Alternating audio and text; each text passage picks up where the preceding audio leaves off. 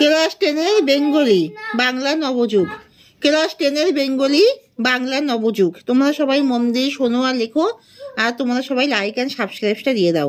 সবাই like and সাবস্ক্রাইবটা দিয়ে দাও, দিয়ে মন দিয়ে শোনো আর লেখো। বাংলা নবযুগ, ক্লাস 10-এর বেঙ্গলি। ছাত্র আন্দোলন কোন শহরে গড়ে উঠেছিল? ছাত্র আন্দোলন প্রথমে গড়ে উঠেছিল বোম্বাই শহরে, পরে আনন্দমোহন বসু ও সুরেন্দ্রনাথ বন্দ্যোপাধ্যায়ের প্রচেষ্টায় ছাত্র আন্দোলন কলকাতায় গড়ে উঠেছিল। কলিকাতা ছাত্রমণ্ডলীর প্রতিষ্ঠাতা কে? আনন্দমোহন বসু। কোথায় প্রথম সুরেন্দ্রনাথের বাগ্মী প্রতিভার পরিচয় ঘটে? কলকাতায় ছাত্রমণ্ডলী বা স্টুডেন্টস অ্যাসোসিয়েশনের রঙ্গমঞ্চেই প্রথম সুরেন্দ্রনাথের বাগ্মী প্রতিভার পরিচয় ঘটে। আনন্দমোহন বোম্বাই শহরে কি দেখে আসেন? বিলেত থেকে ফেরবার সময় বোম্বাই শহরে শিক্ষিত ও শিক্ষার্থীরা মিলিত হয়ে কিভাবে দেশে একটা নতুন শক্তি জাগাবার চেষ্টা করেছিল তা আনন্দমোহন দেখে আসে।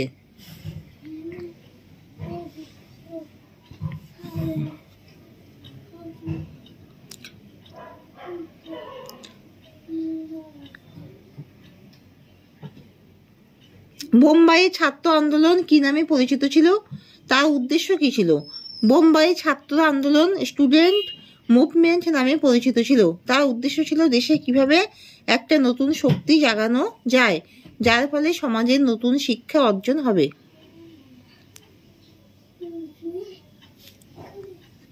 দাক্ষিণাত্য শিক্ষক সমাজের জন্ম কিভাবে হয়েছিল? বোম্বাইয়ে যে নতুন ছাত্রমণ্ডলী স্টুডেন্ট মুভমেন্ট গড়ে উঠেছিল এবং তাদের নতুন আন্দোলন থেকেই ক্রমে ক্রমে দাক্ষিণাত্য শিক্ষা সমাজ বা ডিক্যান এডুকেশন সোসাইটির জন্ম হয়েছিল।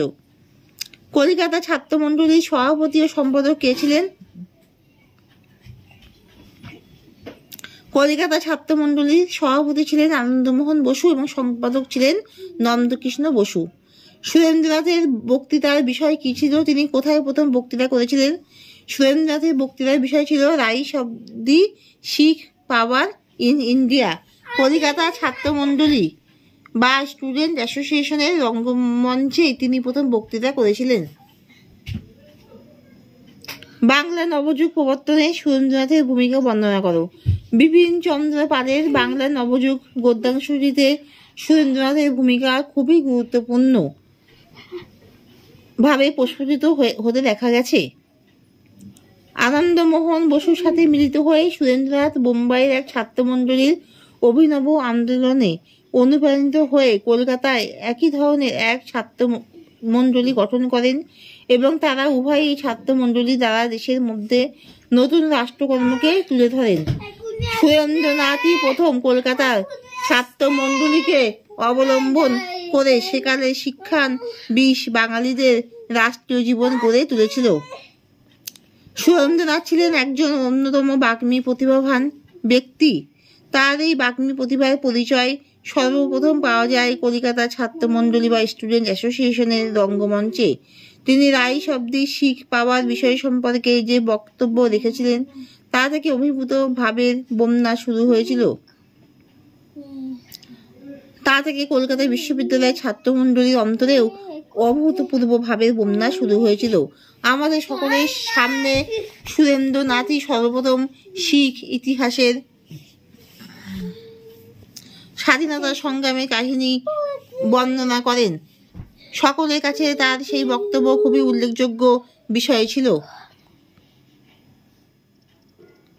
সাহিত্যের মধ্য দিয়ে নাট্যকলা ও রঙ্গমঞ্চের মাধ্যমে ও ইংরাজি শিক্ষা দীক্ষার ফলে ব্যক্তিগত স্বাধীনতার নামে গতানুগতিক ধর্মরহিতা এবং সমাজরহিতার ভিতর দিয়ে নব্য শিক্ষিত সম্প্রদায়ের মধ্যে যে অভিনব স্বাধীনতার প্রেরণা এবং স্বাজাত্যাভিমান জেগে উঠেছিল, সুরেন্দ্রনাথই সেই জেগে ওঠা প্রেরণাকেই রাষ্ট্রীয় কর্মক্ষেত্রে তুলে ধরেন।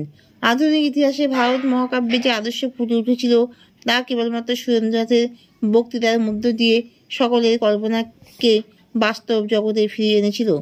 তার বক্তৃতা বাংলার নবযুগের ইতিহাসে এক অবিস্মরণীয় ঘটনা। সেদিন থেকেই নবযুগের বাংলার ইতিহাসে নতুন রাষ্ট্রকর্মের এবং রাষ্ট্রীয় স্বাধীনতা আন্দোলনের জন্ম হয়।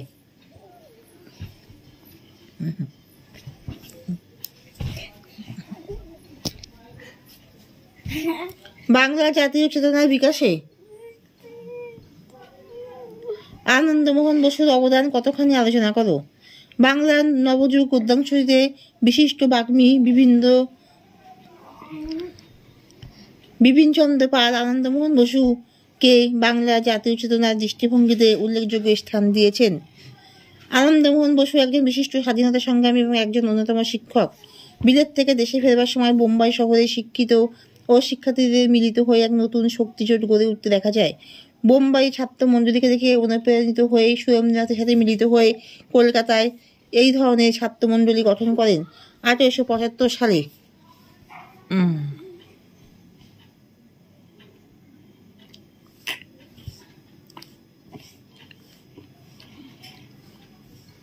1875 সালের শেষ দিকে আনন্দমোহন বসু ছিলেন এই ছাত্রমণ্ডলীর সভাপতি।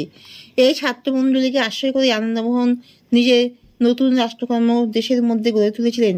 আনন্দমোহন বসু সর্বপ্রথম কলকাতা বিশ্ববিদ্যালয়ের ছাত্রমণ্ডলীকে রাষ্ট্রীয় জীবন গড়বার জন্য পথ দেখিয়েছিলেন। আনন্দমোহনের হাত ধরেই ক্যালকাটা স্টুডেন্টস অ্যাসোসিয়েশন জাগ্রত হয়। আনন্দমোহন বসু একজন অন্যতম ব্যক্তিত্ব যিনি ছিলেন রাষ্ট্রকর্মের উল্লেখযোগ্য উদাহরণ। তিনি কলকাতায় ছাত্রমণ্ডলীর প্রাণ পুরুষ ছিলেন। সুরেন্দ্রনাথ আনন্দমোহন সম্পর্কে যা জানো নিজের ভাষায় লেখো। সুরেন্দ্রনাথ আনন্দমোহন সম্পর্কে যা জানো নিজের ভাষায় লেখো। রাষ্ট্রগুরু সুরেন্দ্রনাথের 1848 থেকে 1925 জন্ম বারাকপুরের মনিরামপুর পল্লীতে। 1871 সালে ICS পরীক্ষায় উত্তীর্ণ হন। শ্রীহট্ট জেলার সরকারি ম্যাজিস্ট্রেট থাকার সময় সরকারের সঙ্গে মতভেদ হওয়ায় পদচ্যুত হন। বঙ্গভঙ্গ 1905 রোধ করায় তার অশেষ ভূমিকা ছিল। তার অসাধারণ বাগ্মিতা ও ব্যক্তিত্বের জন্য 1895 ও 1902 সালে জাতীয় কংগ্রেসের সভাপতি নির্বাচিত হন। তার লেখা এ নেশন ইন মেকিং বিখ্যাত ভারতের স্বাধীনতা সংগ্রামের ইতিহাস এতে বর্ণিত আছে।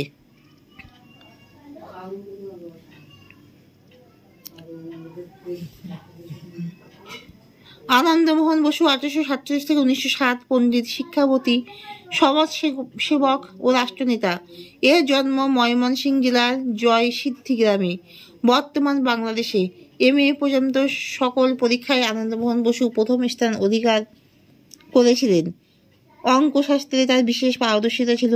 1874 সালে কেমব্রিজ বিশ্ববিদ্যালয় গণিত বিষয়ে সর্বোচ্চ বাংলা উপাধি র্যাংলার রয়ের ফলে আঁকা অনেশ্বর লয়কার লাভ করেন। এই বছরই ব্যারিস্টার হয়ে বিলেত থেকে দেশে ফেরেন। 1898 সালে এই জাতীয় কংগ্রেসের মাদ্রাজ অধিবেশনে সভাপতি নির্বাচিত হন। গোপালকৃষ্ণ গোখলে হলেন ভারতের একজন সমাজ রাজনীতি বিষয়ক অন্যতম নেতা। তিনি 1866 খ্রিস্টাব্দে 9 মে মহারাষ্ট্রের কোঠাপুরে জন্মগ্রহণ করেন। তিনি ছিলেন খুবই সাধারণ পরিবারের সন্তান।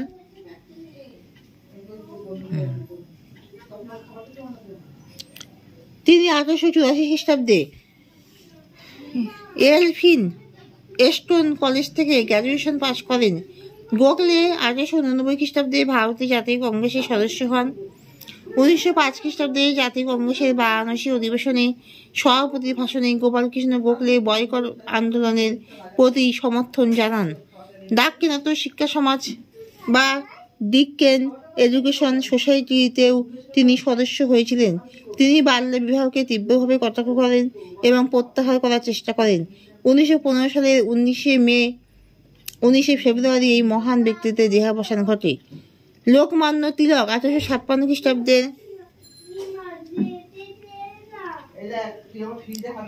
লোকমান্য তিলক 1856 খ্রিস্টাব্দে 23 জুলাই মহারাষ্ট্রের রত্নগিরিতে বাল গঙ্গাধর তিলক জন্মগ্রহণ করেন। তিনি হলেন একজন সংস্কৃতি মনস্ক মধ্যবিত্ত ব্রাহ্মণ পরিবারের সন্তান। তিলক প্রথমে আইন পড়বার সিদ্ধান্ত নিয়েছিলেন। কিন্তু পরে একটি প্রাইভেট স্কুলের অঙ্কের শিক্ষক হন। 1884 খ্রিস্টাব্দে তিনি দাক্ষিণাত্য শিক্ষা সমাজের সদস্য হয়েছিলেন। তার একটি সংবাদপত্র প্রকাশিত হয়েছিল যার নাম কেশরী মারাঠি পত্রিকা।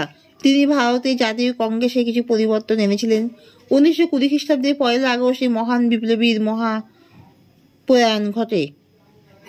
তিলকের আদর্শে উদ্বুদ্ধ হয়ে মহারাষ্ট্রে কিছু কিশোর বাল সমাজ নামে একটি সংস্থা প্রতিষ্ঠিত করে। রানাডে মহাদেব গোবিন্দ রানাডে 1842 খ্রিস্টাব্দে 18 জানুয়ারি জন্মগ্রহণ করেন। 7 বছর বয়স থেকেই তিনি সমাজসেবায় নিযুক্ত হন এবং বাল্যবিবাহ, বহুবিবাহ প্রভৃতি বিষয়ে কাজে নিযুক্ত হন। 1866 খ্রিস্টাব্দে বোম্বাইয়ের এলিফিনেস্টন কলেজে ইতিহাসের শিক্ষক হিসেবে নিযুক্ত হন। রানাডে তার ইন্ডিয়ান ইকোনমি গ্রন্থ মারফত ইংরেজদের স্বৈরাচারী শোষণের মার্কা স্বরূপ দেশবাসীর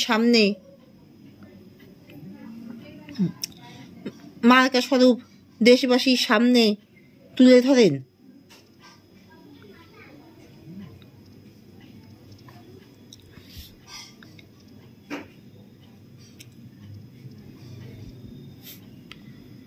দেশবাসীর সামনে তিনি মার্কা স্বরূপ দেশবাসীর সামনে তুলে ধরেন।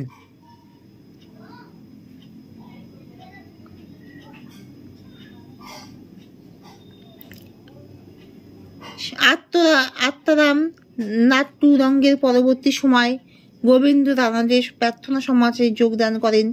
গোবিন্দ রানাডে তার মূল্যবান তথ্য সমৃদ্ধ গ্রন্থে ব্রিটিশ শোষণের নগ্ন রূপ সুস্পষ্ট রূপে তুলে ধরেন। 1901 সালে 16 জানুয়ারি পুনাতে মহান বিপ্লবী দেহাবসান ঘটে। হিন্দু স্কুল 1817 খ্রিস্টাব্দে হিন্দু স্কুল প্রতিষ্ঠিত হয়। কলকাতা রাজা রামমোহন রায়, ডেভিড হেয়ার, রাধাকান্ত দেবের দ্বারা হিন্দু স্কুল নির্মিত হয়। এই স্কুলে বিজ্ঞান, কলা বিভাগ ও বাণিজ্য বিভাগ বিষয়গুলি শুধুমাত্র ছেলেদের জন্য প্রযোজ্য। গুরু তেগ বাহাদুর 1621 খ্রিস্টাব্দের 1 এপ্রিল পাঞ্জাবের অমৃতসরে জন্মগ্রহণ করেন। তিনি শিখ সম্প্রদায়ের 6ষ্ঠ গুরু। তার একটি কন্যা, 5 জন পুত্র। হিন্দু শিখদের বিরুদ্ধে মুসলিমদের যে লড়াই তাকে তিনি তীব্রভাবে প্রত্যাহারে সোচ্চার হয়ে ওঠেন। তিনি 1675 খ্রিস্টাব্দের 11 নভেম্বর দিল্লিতে শেষ নিঃশ্বাস ত্যাগ করেন।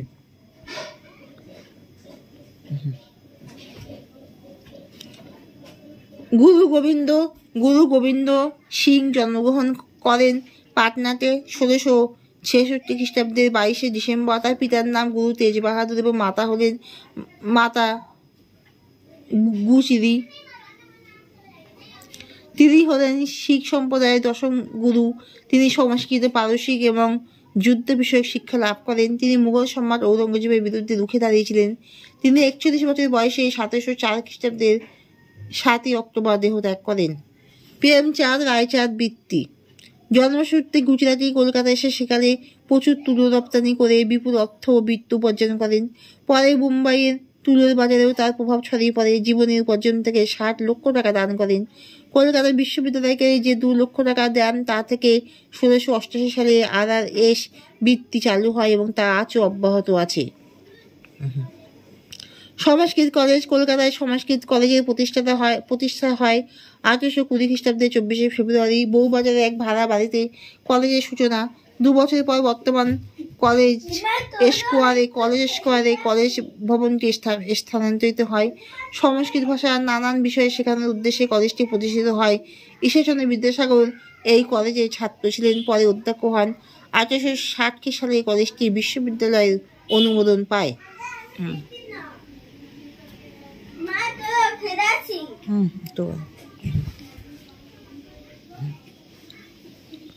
সত্যেন্দ্রনাথ ঠাকুর জোড়াসাঁকো ঠাকুরবাড়ির অন্যতম বিখ্যাত সন্তান হলেন সত্যেন্দ্রনাথ ঠাকুর। মহর্ষি দেবেন্দ্রনাথের দ্বিতীয় পুত্র।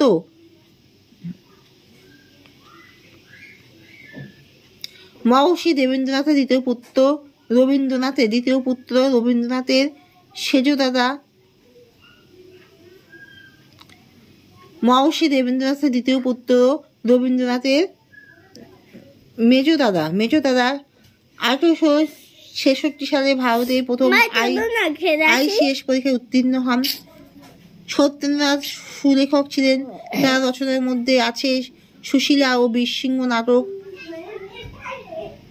বোম্বাই চিত্র, বাল্যকথা, বৌদ্ধ ধর্ম ইত্যাদি। তিনি বালগঙ্গাধর তিলকের গীতাভাষ্য বাংলায় অনুবাদ করেন। তার দেশাত্মবোধক গান গাও ভারতের জয় হিন্দু মেলায় গীত হয়।